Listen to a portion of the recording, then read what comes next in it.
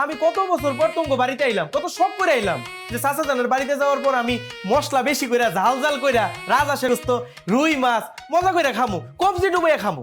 এই ছেলে, এটা তোমার দাদি জান বা তোমার মায়ের সংসার না, এটা আমার সংসার। এখানে না সেটা আমার সিদ্ধান্ত হবে। না চাচি, ওইটা তো ঠিক আছে, এটা আপনারই সংসার, কিন্তু আমি সামান্য 3টা আইটেম খাইতে চাইছি বলে কি আপনি আমার উপরে রাগ করতে পারেন? আপনি জীবনেও রাগ করতে পারেন, এটা আমি খুব ভালো করেই জানি। এই বাবুর্চি, তুই খুব ভালো কইরা রাজহাঁস, গরুর গোস, মুরগির গোস, রুই মাছ, সবজি, ডিম সব মজা করে রানবি। Shut up!